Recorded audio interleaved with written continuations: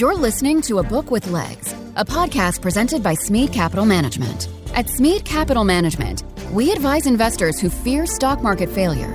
You can learn more at smeadcap.com or by calling your financial advisor. Welcome to A Book with Legs podcast. I'm Cole Smead. I'm the president and a portfolio manager here at Smead Capital Management. At our firm, we're readers and book junkies. It can be said that leaders are readers, and we believe books provide us a great source of information for filtering what is and isn't important for us as investors. Investing is the last great liberal art and the best way to spend a lifetime of learning. This podcast is for readers, thinkers, business-minded people, and investors who want to grow their knowledge from great authors and their writing. Charlie Munger often talks about using multiple mental models in analysis. Our aim is for this podcast to help listeners test Munger's theory in business, markets, and people. Hosting this episode along with me is our chairman and chief investment officer. I most commonly refer to him as Dad, Bill Smead. Dad, are you ready to have some fun today? Sure am. We're glad everyone has joined us for this episode.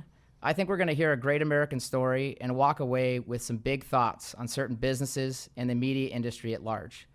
Lisa Napoli is joining us to talk about her book, Up All Night, Ted Turner, CNN, and the Birth of 24-Hour News. Lisa has published 3 other books, including her 2016 book, Ray and Joan, a story about Ray Kroc and his wife, and her newest book, Susan, Linda, Nina, and Cokie, which is a story about the founding mothers of NPR. Lisa has worked at the New York Times, Marketplace, and MSNBC as well. Before we introduce Lisa, is there anything, Bill, that you're looking forward to, for our discussion? Yeah, I'm very excited to talk about this book with Lisa, considering the pending Discovery-Warner Media merger and the comments around CNN in this deal. I totally agree. I also look forward to, and I'm sure all of our podcast listeners look forward to hearing your best Ted Turner impression as well, which I think will be quite a treat later in our discussion. So are you ready to go? Yes. Lisa, we loved your book. Thanks for joining us today, first off.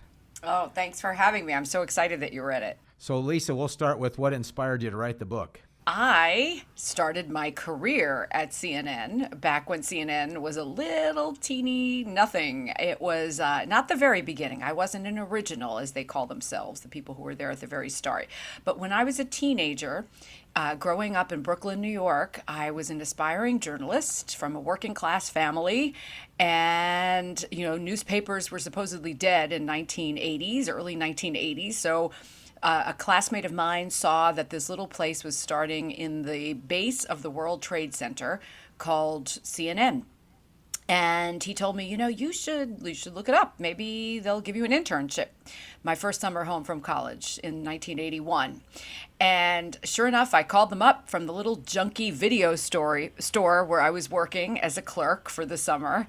And I dialed 555-1212. Anybody old enough to know what that is will know that that's how I got the number. And I dialed the number I got. I don't remember that. And a guy answered the phone, desk. And I said, is this cable news network?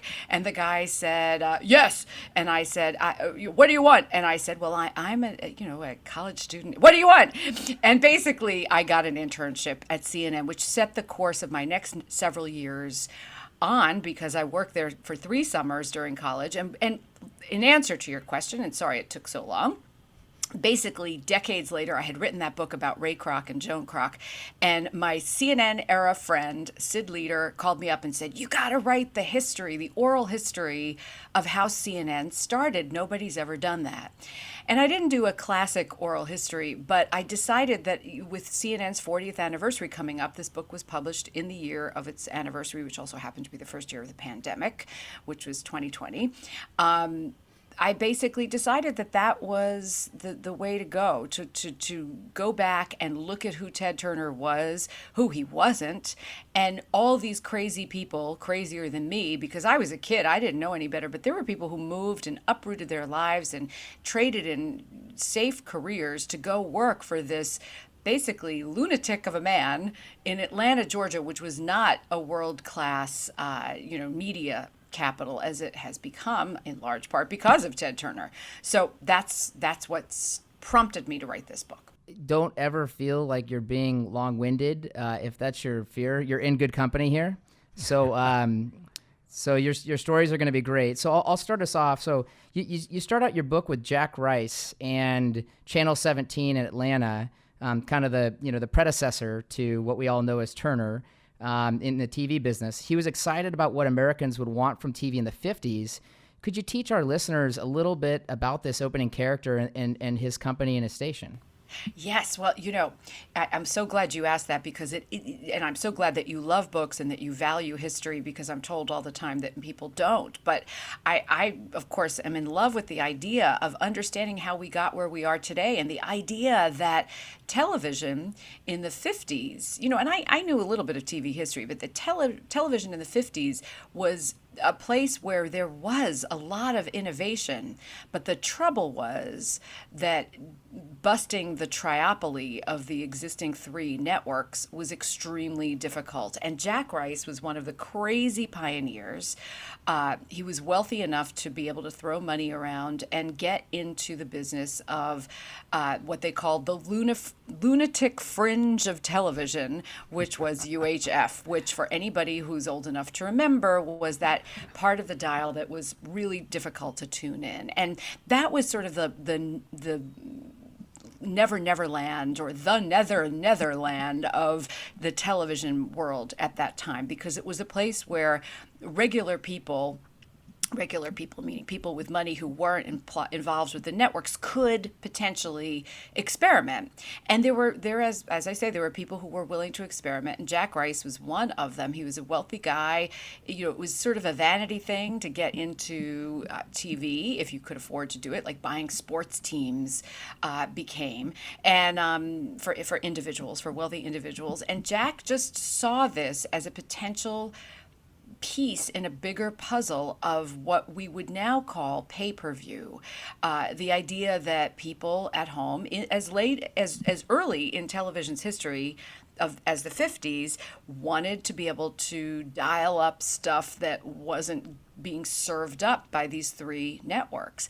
And so this repository for experimentation basically didn't get very far, because everything was tied to leasing lines, and feeding out material over telephone lines. And the technology just wasn't there yet for it to be financially viable.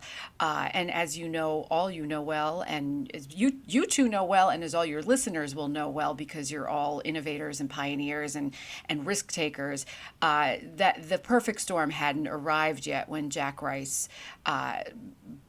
got into the UHF television game, and he just didn't work out for him. He was one of those people lost in the dustbin of history until I wrote about him a little bit in my book.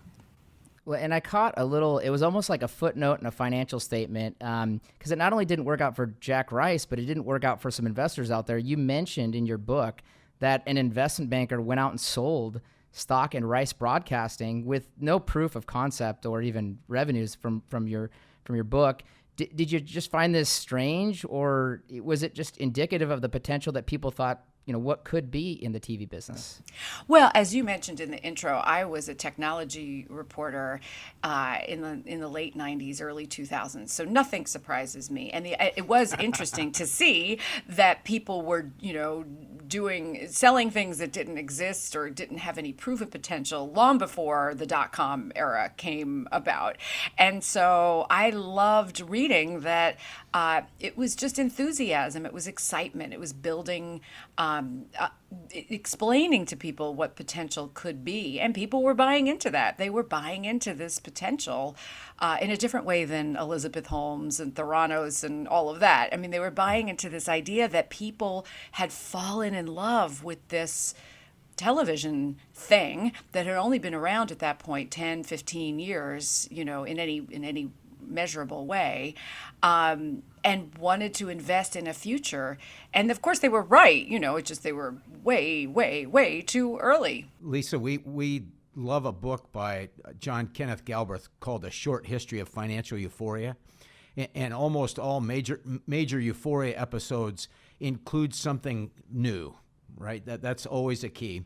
And lastly, I got to mention, I wrote sports for the Walla Walla Union Bulletin in 1978 through 1980, so I have a little bit in common with you there. So you made a better career choice than I did, but yes. I don't know. You point out 3 towns that kicked off the cable era. Mananoy City, Pennsylvania, Tuckerman, Arkansas, and Astoria, Oregon, where Cole's grandfather was a Columbia River ship pilot. It was an antenna that connected to houses. These are not major cities. Your book touches on what the airwave broadcast audience was in rural areas of America, like Alaska and small towns in the Midwest. Explain to the listeners what the predecessor to cable companies were in these markets. Well, I found this interesting too because as a young woman, after I left CNN, I was working in a local television station in North Carolina, and I knew some men who'd invested early in this thing called mobile phones and bought the licenses and, cashed in big. And so not knowing that cable. Let me step back. As growing up in Brooklyn, New York, we didn't get cable till much later in the game. My father would read about it and long to have it, but we didn't have it. And it turns out what I didn't realize, what I learned while I was writing this book, is that cable was invented to bring regular television to the good old folk in smaller towns, mountainous towns, places where the signals wouldn't ordinarily reach. And the idea that cable really was a utility when it started. It wasn't this sexy, multi-gazillion dollar business like you guys invest in. It was really a utility, and it was a mom and pop utility. It was a guy in town. Usually it was, somebody who owned an electronics store. It wasn't even an electronics store. It was an appliance store who was wise enough to get into the game of cable and wiring homes so that they could receive this signal of maybe only 2 stations that were close enough by to map. So it was fascinating for me to read this really simplistic roots. It was and that there was tremendous money made, and that there were so many players in those early days, which of course is true if you look back at the auto industry, if you look back at every industry. There's all kinds of innovators at the start, and then everybody gets gobbled up. Lisa, what would you say was the biggest consumer benefit that was provided in those areas? And then secondarily, they originally called cable TV toll TV and had congressional committees. Was this just classic lobbying by the major networks, NBC, CBS, and ABC, to keep competition out?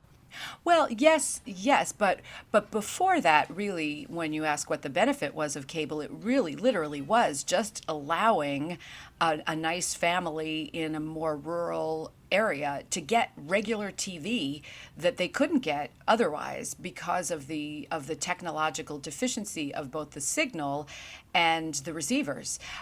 So cable was completely a utility. We talk about the last mile. That was the last mile. Then, of course, as always happens with great innovative minds, somebody said, well, if regular family X in Oregon has to pay to get regular TV, we need to make it something a little bit more robust than that, so that they don't feel bad that they're paying for something that other people in big cities are getting for free. And that's where the innovation began. And of course, that's where the 3 networks who dominated everything, radio first and then television, got angry or worried because they didn't want anybody to be able to encroach on what was their triopoly. So it's a very complicated and textured story, and I hope I've told it in this book for both the layperson, like my literary agent, who when I first told him this said, cable TV, what a snoozer, what a snoozer. And I said, no, it's really not a snoozer. It's actually really interesting. But which is why Ted Turner makes it so much more interesting, because Ted Turner made everything interesting. But it's a really interesting story of this technological arc of the 20th century. You guys will appreciate this. I say this all the time about McDonald's. Really, this book is the same as my book about Ray Kroc and how he started McDonald's, because the only reason that Ray Kroc was able to take this idea that these two brothers in the desert here in California, where I live, had created to a wider scale is because of technology. And if people had been making things, food quickly before that, not in quite that same measure, but it was technology that had enabled it to accelerate. And it's the same exact thing with media and communications and television. Lisa, I wrote a book in 2006 about the financial crisis, anticipating the financial crisis, called the New Boomer Austerity, and the literary agent tried for a year to find somebody to get interested in it. So yeah, you guys will share literary agent frustrations together. It'll be a good drink-worthy conversation. So Lisa, you talk about Ted Turner next. You kind of open with his family, his background, his father, his billboard business that the family had. Ted's opening act as a young man is in many ways to save the billboard business from his dad's partner. And if I read your book correctly, he effectively issues stock to purchase back the business. Was this desperation in this capital transaction, or was this really brilliance for Ted? I think a little bit of both. It's such an interesting story that Ted Turner could have easily inherited what his father had built up in the billboard business, which, by the way, at its time was a premier technology, a premier media and communications concern.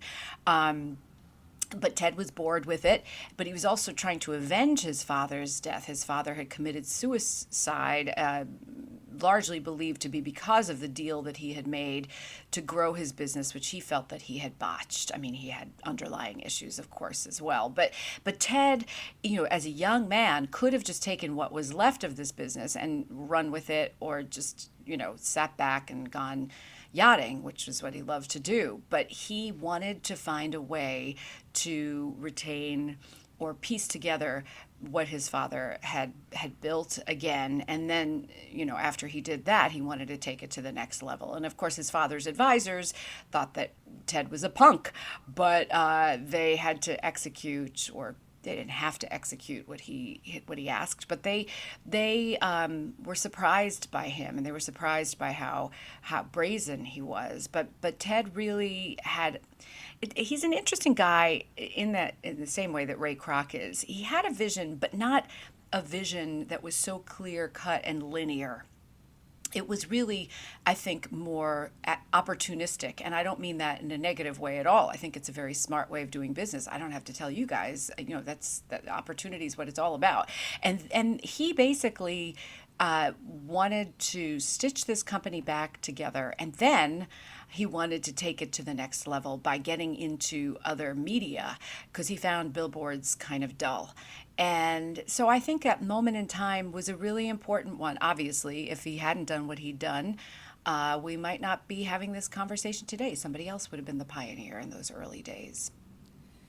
Totally agree with you. And when I was reading this, I kind of look at this. I mean, we're big fans of The Godfather, and Bill's already kind of quoted it, so I'll run with it. This was kind of where Ted made his bones, if you will. To your point, it was one of those great moments in his career. He had this weird opportunity, though, where he could take these billboard profits and cash flows, and he could reinvest those back into the TV business. How big of an advantage, from your research, would you say that advantage was? In other words, the fact that he could take profits from a very successful medium, billboards, and plow that into a medium that needed a lot of investment, which was cable TV and news. Mm-hmm. Well, look, you guys are the business guys. I'm just the business reporter. But I know I couldn't, the average person couldn't have done what he did. He started with this advantage, and he was very wise about it. And a more conservative person, fiscally conservative person, might have just kept going the course and continuing with billboards and growing that, or just staying with what he had, because he had, a very, very positive market position. But instead, he used his ambition And his fearlessness. That was another thing. This is at a moment in time, and again, this story is repeated over and over again in history and will be for the rest of our lives. Somebody who was at the cutting edge of this technology. He got into radio. He hated radio. He thought radio was bunk. So then he back-ended into this deal where he got that Jack Rice UHF television station, and didn't trade cash for it. It was, a stock situation. And he basically acquired this dark horse, to put it lightly, of a station, and kept playing with it and investing in it. And then, much to the chagrin of his advisors, invested in another one in Charlotte, which was really in trouble, and basically played around, and whoops, there's accident of timing that happens with love and all kinds of other things. Basically, along comes a satellite marriage with cable, the commercial satellite, and the capacity to connect it to cable. And that's when Ted heard about that. That's when he had his aha moment and said, this is going to transcend this little junky UHF station I've got where I'm playing old movies and sports, and make it able to go to broadcast or to reach a wider audience. And that's what I want to do. I want to beat those networks, which is something that people have been trying to do at that point for a couple of decades. It wasn't just money, though, because as you pointed out in your book, one of the Coors heirs tried to take a shot at the news business, and that didn't work out well. So it's not money. So do you primarily just ascribe that to Ted versus others? I do and I don't, just because we always say this: what makes a book a hit book, or a song a hit song, or why did you fall in love with that person as opposed to this person? It really is a lot of kismet that you can't predict. If you could predict it, every single thing we would do would flourish. Every relationship we had, every business deal we did. But I really do think it was an explosive, incredible moment in time, and he was well poised for it. He was the right person because he was the risk taker. He had various assets and interests, and had the smart people working for him who were willing to put up with his craziness and the volatility of everything. And it all just, it was a combustible moment in time. And, it's better for me as a storyteller that it happened to be Ted who told it. Ted, it happened with or under his watch that it happened, because he's just such a fantastic character. Ironically, we sit in Phoenix, and the billboard business is actually still thriving quite well, mostly thanks to the Tri-Lowers Association. So Ted starts his life as this unabashedly conservative Southerner who punishes people with his intellectualism, names his children after characters from Gone with the Wind. How do you look at his transformation from that to Democrat, philanthropist that thinks the world is too small for humanity? Well, first of all, I'm not so sure. I don't know if Ted Turner is a registered Democrat. And one of the, with the McDonald's book, I'm constantly defying the myths and the inaccuracies of that movie, The Founder, which are many, including and especially the fact that Ray Kroc screwed the brothers out of a royalty. He did not. He never promised a royalty to the McDonald brothers. He didn't screw anybody out of anything. He bought something fair and square. They named their price. He came up with the money. It killed him to come up with the money, but he did, and he bought them out and they went away. In this case, the mythology is, and this was a hard sell in this book, because when we went to sell this book, it was 2019, and I don't have to tell anybody anything about what was going on then. And so basically, the mythology is that CNN is this left-wing network, that Ted Turner is this liberal married to who was married to Jane Fonda. He's this environmentalist, et cetera, et cetera, et cetera. Well, what's interesting and why this story is so important is that none of that was true. First of all, the idea that network news had a point of view. Yes, my father was a conservative man, and he didn't love Dan Rather. He liked Walter Cronkite. He felt that it had a bit of a slant, but the idea that it was anything like it became was just untenable, unfathomable to anybody in the late 70s when cable news started. It's so hard to imagine, to remember a time that news was not something most people wanted to watch. The idea that anybody would watch it 24/7 was outrageous, and that's why he had a hard time to start. But the other interesting thing about Ted Turner is that he was a card-carrying Republican, again, back at a time when card-carrying Republican or Democrat meant something completely different than it does today. He was a conservative. He wasn't politically active then. He was, but he wasn't what people perceive him to be today, purely because of his marriage to Jane Fonda, which happened long after CNN was created. CNN was created because Ted Turner had this wild vision that this marriage of satellite and cable was going to change the communications industry, which, by the way, was right, and which, by the way, he wasn't the only person, but there were several people at that time who were audacious enough to take that risk. But he didn't sit there in Atlanta, Georgia, and say, I'm going to start, I can't do the accent, you can, I'm going to start this cable channel to propagate left-wing blah, blah, blah. No, nobody imagined that there'd be a market for news 24/7. And even the skilled journalists who he'd hired to work there, and the kids, people like me who were just out of school, or in my case, I wasn't even out of school yet, the people he hired didn't come into Atlanta with an agenda to propagate anything. They were just thrilled that they could get jobs outside of the networks, which only had a half hour of network news every night. And they were going to have this playground where they were going to have news 24/7. But even the man Ted entrusted to create the blueprint for the first CNN, this hard-nosed journalist, Reese Schoenfeld, had no idea what he was going to put on the air 24 hours a day. He was freaked out by the prospect of having to fill that much airtime.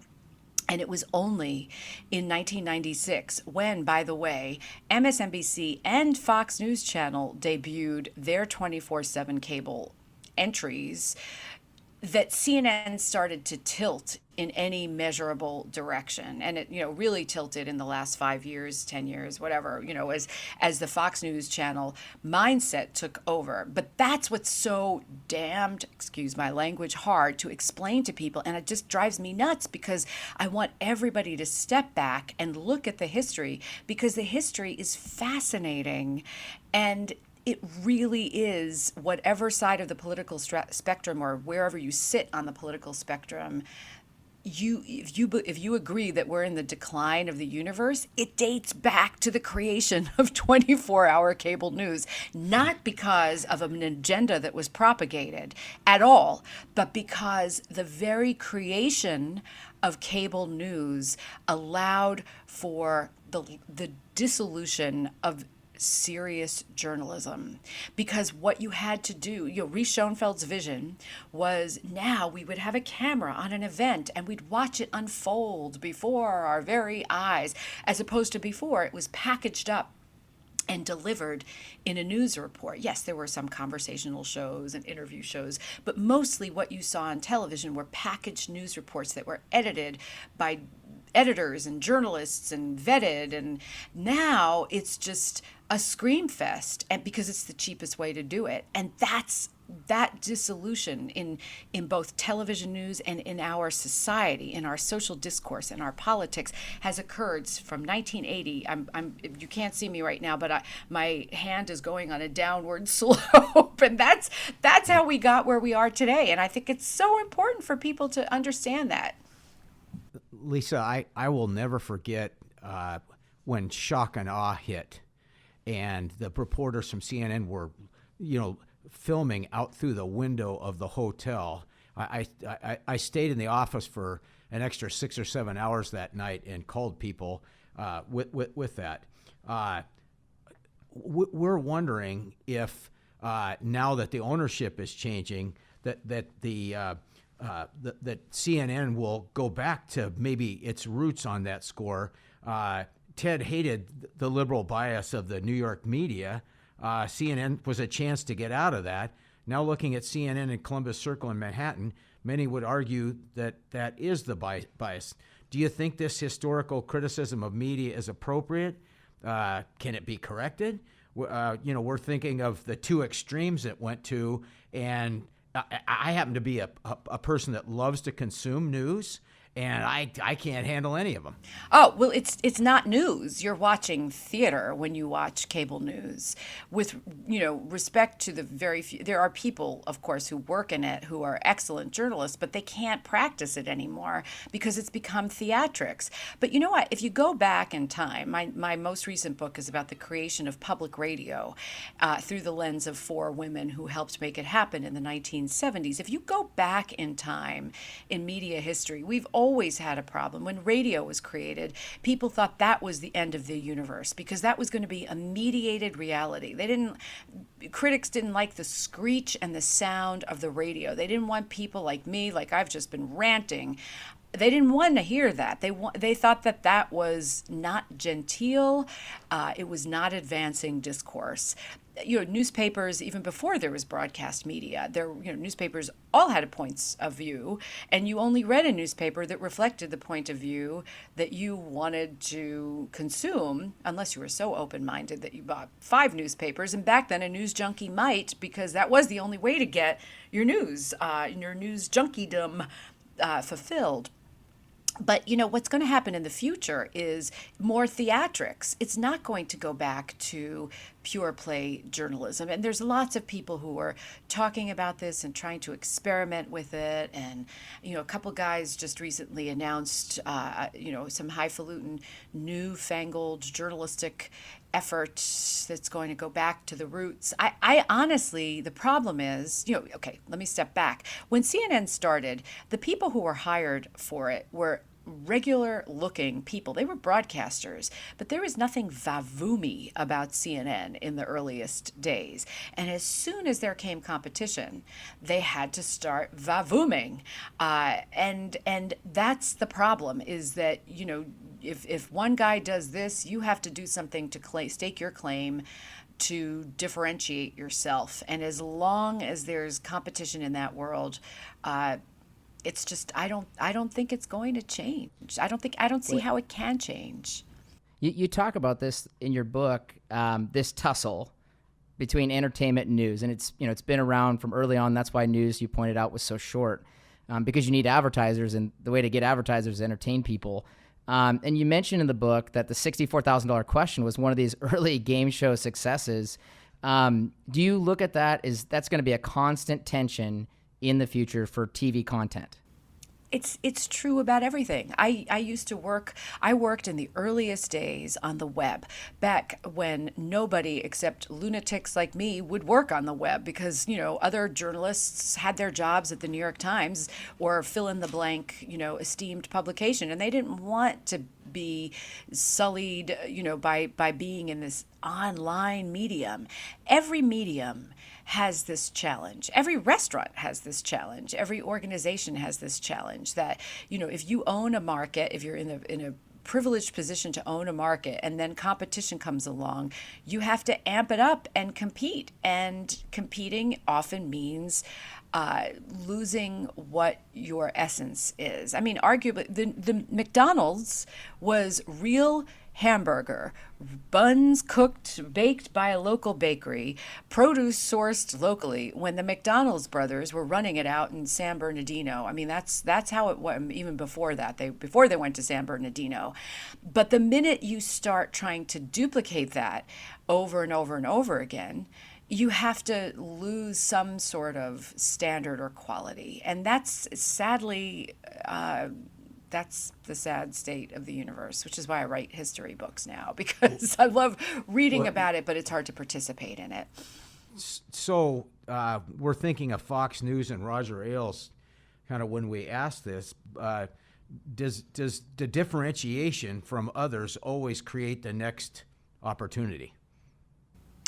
Well, it did for Roger Ailes and Fox News. I worked for Fox before Roger Ailes came along and made it Fox. In fact, there were a bunch of CNNers. My boss at CNN got hired to help start the Fox News service, and basically in the early 90s it was to compete with CNN, even before there was a Fox News channel. And we were cut from the same cloth as the old CNN. We were creating good old-fashioned news reports. It wasn't a channel yet. It was just a news service. And then along came Roger Ailes. The whole media deregulation happened. So many things happened. But Roger Ailes tied up with Murdoch, who had a thing for Ted Turner, a thing against Ted Turner, not for him, and basically the rest is history. And he was an evil genius. He recognized that if you propagate a point of view, he recognized an opening and he seized it, and he had Murdoch's backing, and they made it happen.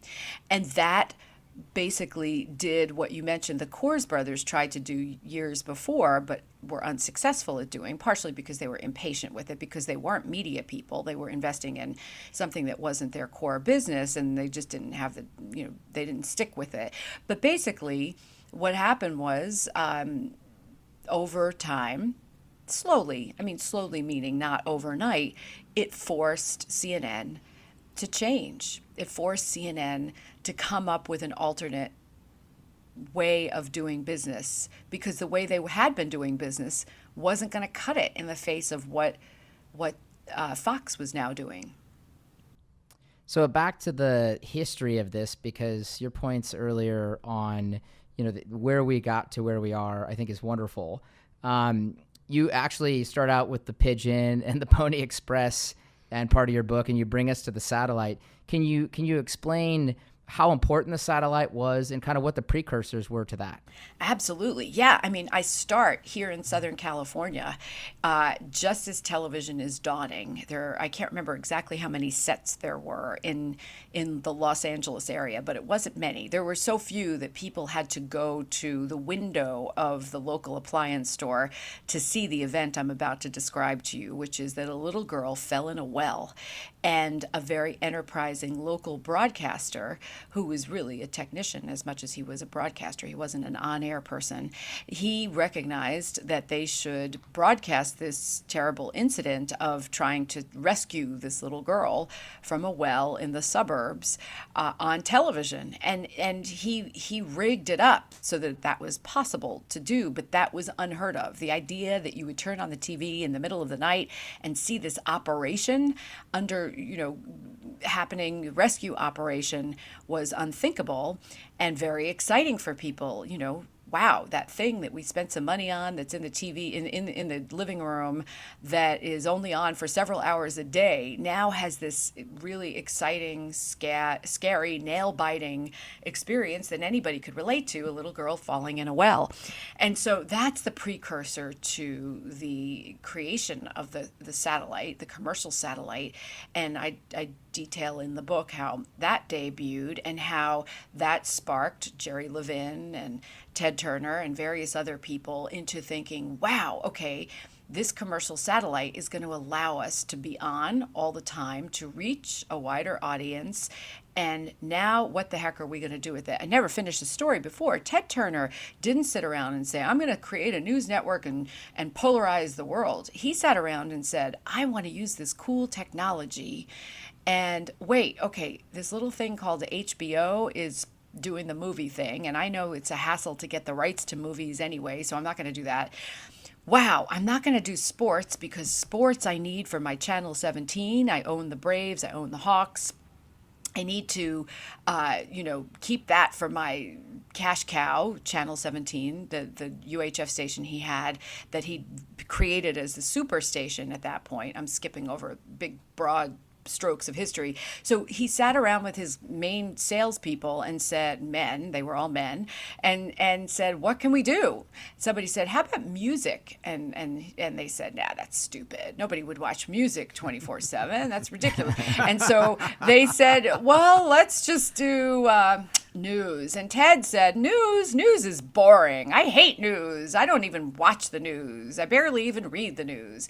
But he recognized that was the one area that was left. And so that's how he staked his claim on news. And literally no one believed anybody would want to watch it.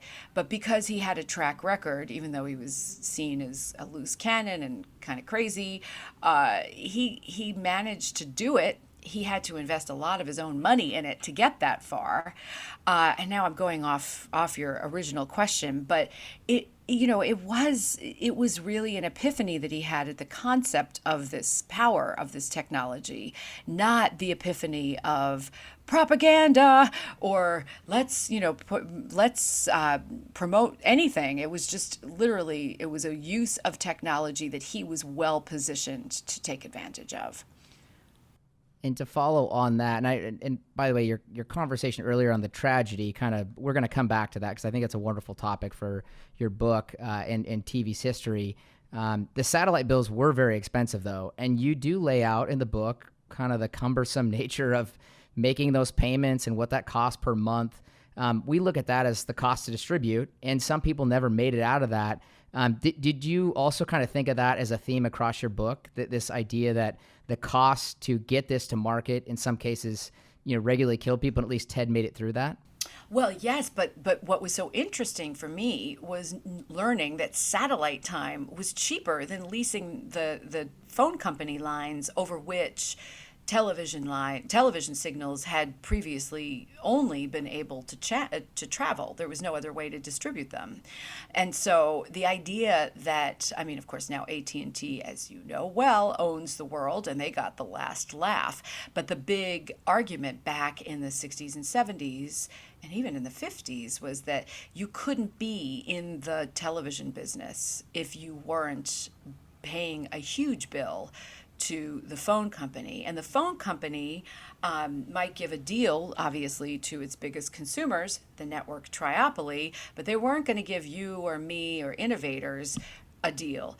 And so that was the impediment. As they always say, the printing press. Now anybody can have a blog, a newspaper, because I can sit in my room anywhere and create a podcast or create a television show or an audio or a newspaper. Back then, the barriers to entry were enormous. And yes, Ted Turner could get into it because he could afford to lease space on the satellite and hire people who navigated the leasing of the lines when they needed to flesh it out with telephone lines too. That was the real backbone engine of CNN that was not possible 5 years earlier. It would just not have been possible to create a news channel then. As I say now, when I give talks about this book, I hold up my iPhone and I say, this is a TV studio. But back in 1979, when they were getting CNN ready, they had the largest array, I think it was the largest non-military array of satellite dishes, I think, in the world at the time, because that's what you needed, these massive dishes in the back of this old country club that Ted Turner bought where he installed CNN, to engine, if you will, the transmission of the news out and the collection of it in from various points around the world. So it is really incredible to think about how far we've come in 40 years and how that was just back 40 years ago the only way. Before that, I talk about this in the book, it was film. And if you shot film, even if you could afford to have 100 people out there shooting film everywhere you want, 100 isn't very many, but say you did, they still had to get that film back somewhere where it could get processed, which anybody who's ever processed film knows is not a simple proposition. And then it had to get sent to wherever it was going to be broadcast from. And I talk in the book a little bit about the installation of Queen Elizabeth when she was installed as queen, the race to be the first to bring that incredible footage to not just the American public, but I focus on the United States in this book, to the world. And now, again, I would be there with my iPhone. 100 of us could be there with our iPhones, and we're all camera people. But then it was a nightmarish proposition, and one that, challenged a lot of people to be very creative. Lisa, as a 5.5-year-old NBA basketball fan, I went to watch my Boston Celtics in 1963, and the whole thing was preempted to show the funeral procession of the President of the United States, John F. Kennedy. Talk about what kind of value that created in television, and then secondly, as kind of an add-on to that, talk about how important for CNN the assassination attempt on Ronald Reagan was. Well, that's what I find so interesting about the creation of just about anything new. At first, there are people who are confused about what will it do. And when television started, it wasn't seen as a communications medium having to do with news. It was seen as an entertainment medium, perhaps. And then more people got the fever and loved it. They loved having the entertainment in their living room as opposed to having to go out to see it. And then it became clear that maybe they should have a public service component of news, which is really all it was in the very beginning, an eat your vegetables kind of proposition. And then it grew and grew from there. So what happened was when the president was shot in 1963, it wasn't clear, first it wasn't clear exactly what happened. And the networks ran around to try to transmit this terrible incident, which became the assassination, and then the aftermath. And they stayed on the air for the entire weekend after this terrible event had occurred. But they didn't stay on 24/7. I had always heard that they had. They did shut down at night because there wasn't anything to say at night. But they did go constant as we would know it today. As if something terrible happened today, they would just keep transmitting. And that showed to people that it had a value beyond just entertainment, that there was a reason to tune in for hard news, as we call it, developing news, and not just at nighttime to get the news report the way you'd read the newspaper over dinner or something like that. So that was a seminal moment, but the technology still was not there for it to be what it became not very long, about 20 years later. 20 years later, a little under 20 years later, President Reagan was shot. And that was their proof of concept, was here it is, an assassination attempt. You didn't see it live, but it was like live in that moments after the assassination attempt, it had been recorded on video, and it could be, just rolled and rolled and rolled over again, and analyzed over again. And in the book, I look at the two instances and I contrast them because the whole mentality was so different just 20 years later, not only in the respect for the presidency, which was evident in both situations, but more so in the idea of the reverence for the gravity of this event and how to tell the story. And now, something maybe explodes at the street corner where I am, and it's live breaking news. It's, up to the minute news. It's not really news. But these were two very serious news instances. In between, I think I mentioned it in the book about when President Ford, the assassination attempt on President Ford, that was obviously in the 70s. So sandwiched in between these two. Also pre-videotape, pre-satellite, easy satellite transmission.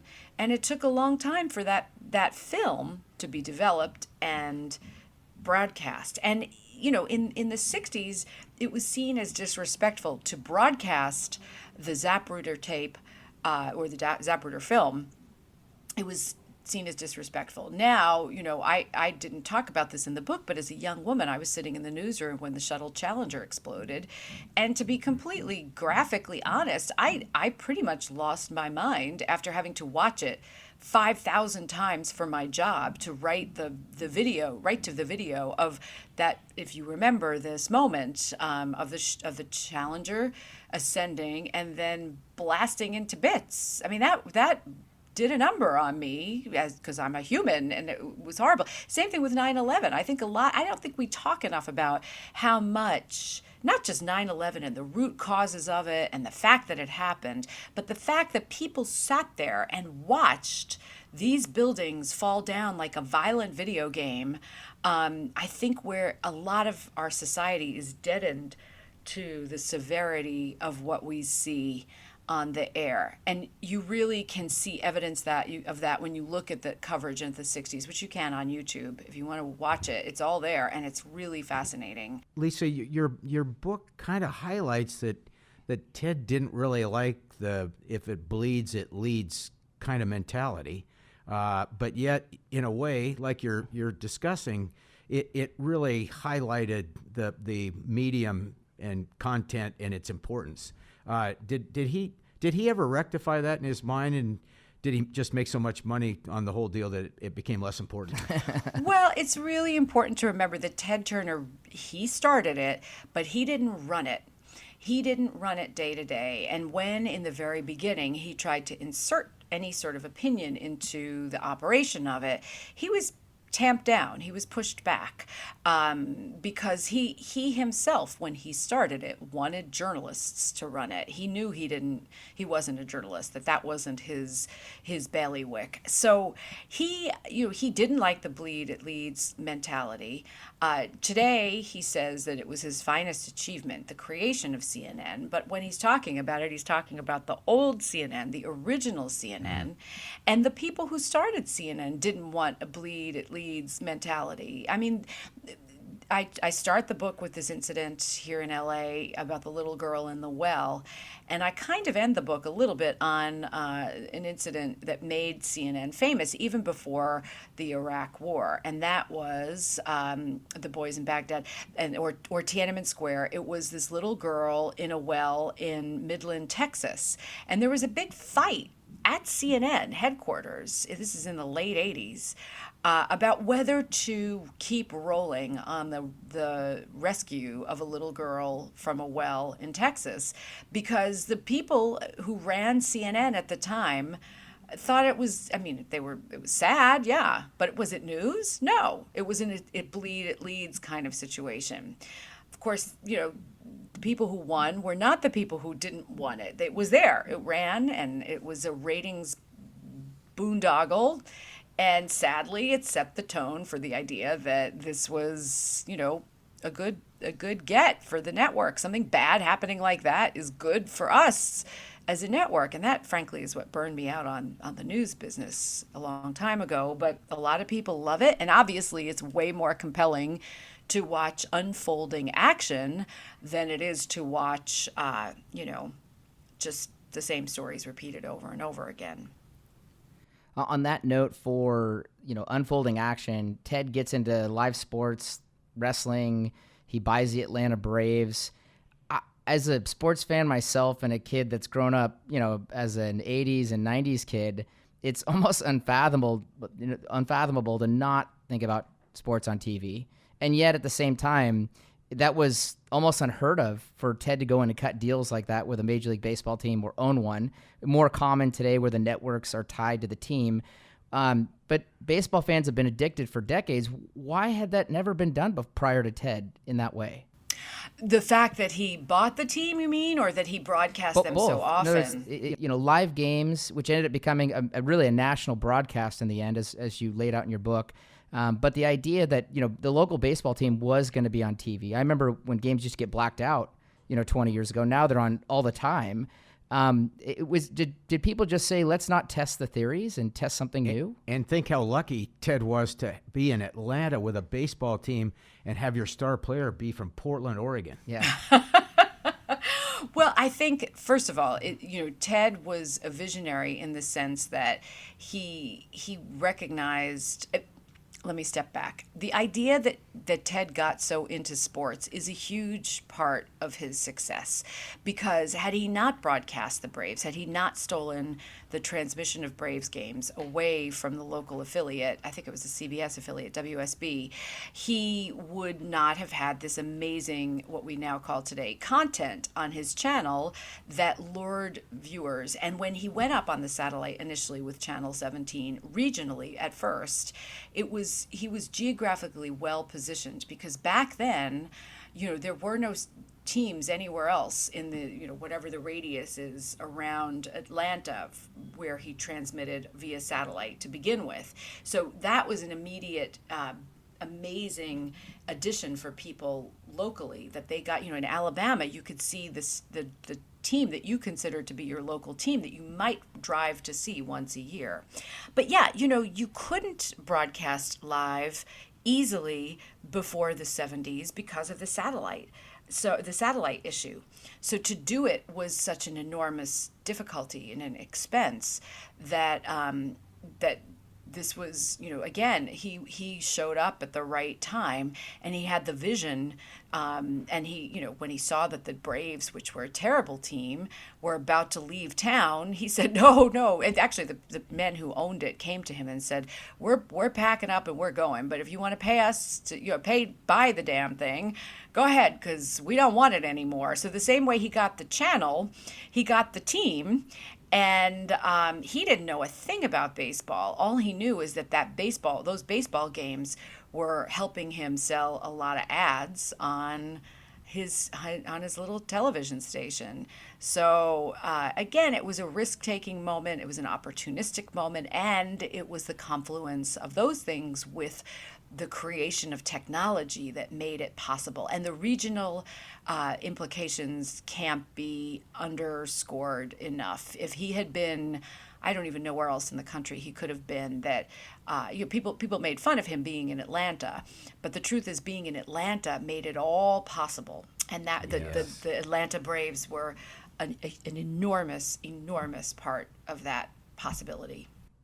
Yeah. So at that time, there were entrepreneurs in the religious arena that understood the opportunity in the same way that Ted did. People like Pat Robertson and the Bakers.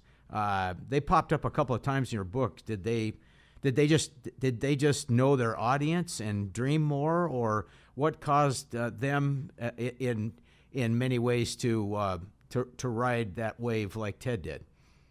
Well, you go back to Amy Semple McPherson here in Los Angeles with her evangelical church and transmitting over the radio airwaves. You've got the message. You want to spread the message, so you learn the technology that helps you spread that message to the widest possible audience. I mean, look, it's tried and true that when any new technology comes up, communications technology comes up, there's the pornographers and there's the religious people, and then there's everything else. They're innovators. We saw that at the beginning of the internet too. When I was covering the early days of the web, there were the pornographers and there were the religious people, and then there were other experimentation going on.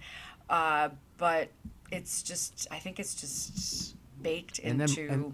And then Mark Zuckerberg is going to bring them all together, right? So on that experimentation, here's Turner. He's trying to experiment practically everything. He'll beg, borrow, and steal for revenue in the business model, which you point out that he does a begathon, and he actually has success with it. But then the other thing he tries to do is sell goods via TV, and this did work. As I was reading your book, I was thinking about kind of Home Shopping Network and QVC 1.0, which interestingly are all now under kind of a John Malone control. And so you think about online shopping, like you point out, the new medium that we're in. Was that home shopping kind of phenomena, was that just outright exciting, kind of like internet shopping was in lockdowns? And then the second thing is you kind of point out the Ginsu knives situation. They were selling through Turner's networks, and he was doing it as a royalty model, which, reading the book, I thought, wow, maybe that's a place we haven't gone yet, is royalty, because fixed pricing really dominates the industry today. Yes, well, first of all, this is where I out myself as having worked for QVC when they started Q2, back when Barry Diller, bought into QVC in that strange time, the whole CBS QVC Barry Diller moment in time. And I learned so much working as a producer at Q2. And this is right before the web popped. The world completely changed, and it was a fascinating experience. And when I was writing this book, I couldn't help but think about that experience as I looked at the genius of Ted and these early direct marketers who, again, they seized the airwaves. It happened to be Channel 17. It happened to be UHF stations that had airtime that was easily either bought or bartered from these people who were propagating whatever products, in, as you mentioned, the Ginsu knives, various other things, the pan flute, Zamfir and the pan flute. And basically it's all about innovation and, and necessity and opportunity. And so these direct marketers needed a way to reach people. People had not typically purchased a product the way, now we purchase everything all the time from the phone, wherever. But then the idea that, I was being advertised to while I was sitting on my couch, and that looked interesting, and all I had to do was reach over and pick up the phone. Wow, how exciting. I'm going to try it. It's such a thrill. Somebody's going to show up at my door. Wow. Different than a carton of milk or a bottle of milk. So, which is the only other thing that would show up at the door besides the newspaper before. Well, traveling salesman came too. This brought the traveling salesman into the living room, and Ted was game to try it. It made him money, made him a lot of money. And it made the guys who were selling this stuff even more money. And yeah, it was a perfect marriage. But that was fascinating to read about. To learn about. I had no idea. Although I do remember as a young woman at CNN, when the commercials ran, you would see these same commercials over and over and over again. Cole's mother ended up with 20 pairs of Birkenstocks because of that. For the listeners of the podcast, how much of this book is really Ted Turner versus the history of cable TV and cable channels like CNN? Is this big man history or just a key factor in a complex story? A little bit of both. I mean, it's sort of a biography of Ted wrapped around the story of a moment in time that a lot of people helped make happen. And I tried to shout out, or more than shout out, some of the key people who are not famous like Ted Turner, who made it happen. And they're very colorful, wild, risk-taking people. But it was all my effort to understand what happened. How did I, as a young woman, leave New York, go live in Atlanta, work in this old country club? I never asked about this old country club that we worked in. I just, went to work every day and collected my meager paycheck, and we worked crazy hours. So this is sort of my way of making sense of that early history. But it all goes back to Ted, because without him and his capital and his risk, it wouldn't have happened. Somebody else would have done it. And they would have done it, like McDonald's. They would, there were plenty of people making hamburgers when the McDonald's brothers were making hamburgers. It's just that Ray Kroc came along and had a bigger vision. Yeah, he unfragmented a formerly very fragmented industry. So I'm going to read a quote from the book. It says, I'm in spiritual and mental pain, he told the reporter. This is Ted, I believe. When you've worked to build a company for 40 years and you know all the people there, and one day it's gone, well, that's a hard transition for anyway. It's like taking your pencil away and telling you can write anymore. So I'm famous among my friends for, I practiced my Ted Turner interview from the AOL Time Warner merger for years. And you could tell that he was in complete and total pain, that he despised this merger, that he hated the fact that Steve Case was getting a chance to stuff a real company up underneath his .com company and buy 2 years to sell stock. So he said, well, I'd just like to say, that I'm more excited about this deal, than I was the first time I made love, Could you comment on this? Well, I can comment on it from a really strangely personal point of view, which is that I was working at MSNBC at that time as an internet correspondent. I'd left the New York Times, and I was the on-air internet correspondent at MSNBC, and the phone, the beeper went off and before I was supposed to be at work that morning out in Secaucus, New Jersey. And there was, my producer saying that this deal had happened. And I said, no, you got it wrong. That's not right. It can't be that AOL is buying Time Warner. That's not right. It's wrong. And he said, no. And I'm like, Jeremy, it's wrong. And I was insistent that he was wrong. Anyway, I got myself out to Secaucus, and my jaw dropped. I couldn't believe what was happening. Although, of course, now nothing surprises me any longer. But in writing this book and reflecting on that time and imagining Ted and how, and seeing these reactions, okay, let's be honest. If Ted Turner hadn't started selling away pieces of his business to keep himself going after the botched deal in the mid-'80s with the movie studio and his attempt to buy CBS, he wouldn't have gotten into this position. But he kept growing. I'm not faulting him, but I'm just pointing out for the record that it didn't have to end up this way. He didn't have to end up selling out piece by piece by piece to the point where we got, in 2000. It didn't have to be that way. But look, I'm not a visionary entrepreneur, and I don't know what I would have done in that situation. So I'm not criticizing him. I'm just saying it was really sad to me, palpably sad to me, the way it hadn't been 20-something years earlier, to think that, we all have these moments in our lives. If we'd gone this way as opposed to that way, who knows what would have happened? And I can't imagine that he doesn't or didn't think about that constantly if he hadn't tried to buy MGM and had to, give up big pieces to the cable companies. He could have retained control, and who knows what would have happened. I'll keep reminding Cole to not make that mistake with our company. We agree with you. We agree. But let's put on that, people forget. We're trying to remember in your work here what actually transpired versus, kind of letting the stock market dictate history as has kind of taken place. And so pivoting to current affairs, and let's assume, Lisa, that you are a visionary, okay? How do you look at this Discovery, Time Warner Media deal? Because as you pointed out, this game's always evolving. We're always going to the next chapter of this content and this distribution. And we look at this in many ways as the opposite of the AOL Time Warner, where you have this very futuristic business plugging into a very, real business. These are businesses that make real money, have been around for a long time in many cases. And they're coming together against really technology in some ways. Isn't David Zaslav a potential player with these kind of ingredients? Don't bet against the phone company. That's all I can say. Is the phone and they're not even the phone company anymore, right?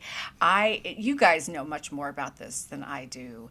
But yes, everything sort of cycles, just like politics, everything cycles around. Oh, actually, I shouldn't even say that because nothing really is, all bets are off, everything's different, but I really do believe that everything cycles around. And the tried and true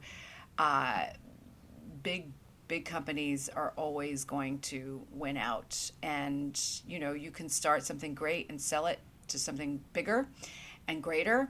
And that seems to be the way to go. But in terms of what's next, you all tell me. I want to know. I want to be on the cutting edge since I've got your ear. If we had the perfect answer to that, Lisa, I don't think we'd be chatting with you right now. We're testing the theories.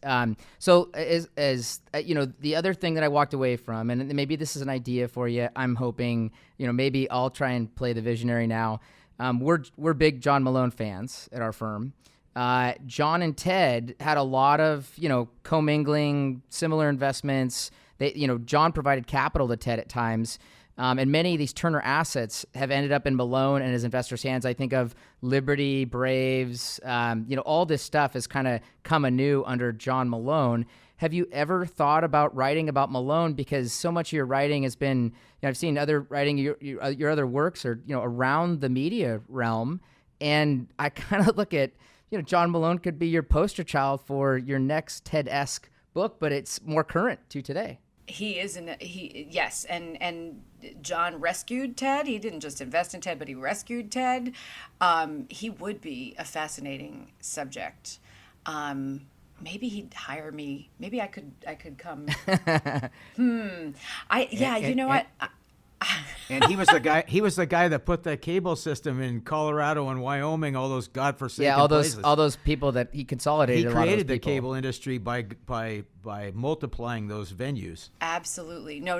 Reading about him, I always had to hold myself back because I couldn't go too far down the rabbit hole, but I always wanted to know more. And, my challenge is, as we sort of started talking about before, is what kind of book you can sell. It was really, really hard for me to sell this book, to find a publisher for this book, because it wasn't about the polarizing nature of cable news. So I was so thrilled that you read it and were interested in talking about it and giving a new audience to it, because it isn't something that naturally was going to find a publisher. So I'm not so sure a book about Malone, as fascinating as he is. Maybe if they turn this book has been optioned. So maybe if Up All Night gets turned into a limited series, I can advise them to make sure that John Malone is sort of like the guardian angel in the wings. And there's a whole thread about him on the side, because he's so fascinating. But I don't know. Maybe what's going to happen next is with CNN Plus. Maybe the Property Brothers are going to have their own show on CNN Plus, or Chip and Joanna are gonna. They're the people who rule the world now, anyhow. So I don't know. That's all I can say. I just don't know. It sounds like you're more of a visionary than you kind of made out earlier, Lisa. What everyone needs, Lisa, is a 90-day fiance. Oh, I haven't seen that one yet. My mother and I just love watching HGTV. I'll just have to say that out here. So, but 90-Day Fiance, I don't think I could convince her to do. She's too cynical. That's a little different audience, I think. Yeah. Yes, we're not the demographic for that one. Well, I think we want to thank Lisa and just. Yeah, very much so, and we've absolutely loved our conversation today. I hope you've had a good time as well, Lisa. Is there anything kind of as a last takeaway that you'd want listeners to understand, or something that we haven't caught yet in our discussion? Oh boy, no, you guys are great. You're very thorough. I'm so grateful. I just want to remind people, just buy my book and give it away or something like that, because we need to sell it to show. And there's a great new cover of the paperback with Ted on the cover.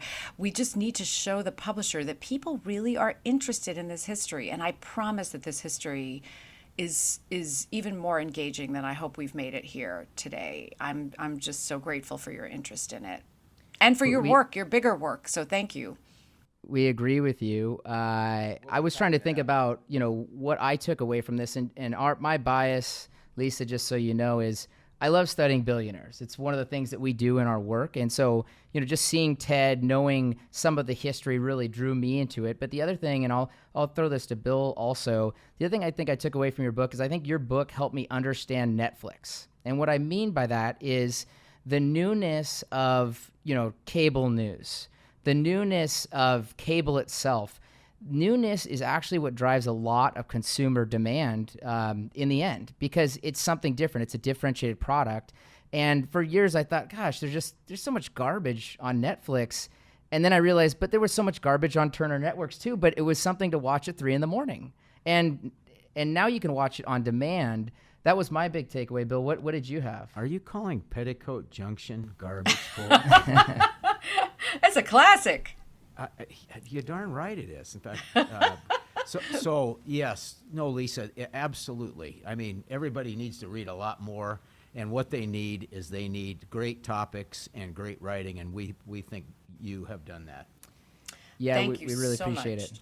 Well, I'm happy to come back and talk about Ray Kroc and his crazy wife, Joan Kroc, anytime you want. So we will most definitely probably take you up on that. Yeah, well, back to people who've got ridiculously wealthy. So I want to thank all of our listeners today on the podcast for joining us. I want to thank Lisa. I want to thank Bill for guest hosting this for me and with me and having some fun between dad and son.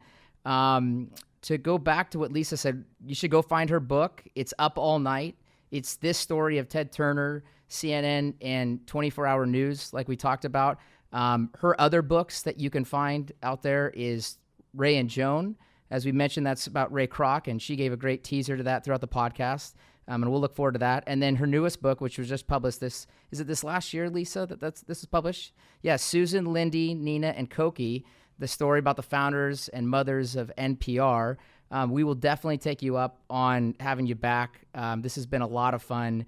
We appreciate all the podcast listeners, and we look forward to the next episode. Thanks so much. And maybe we should end by all doing our Ted Turner. Aww. Thank you, everybody. Blessings. Bye-bye. Thanks, you guys. You too. You too. Be safe.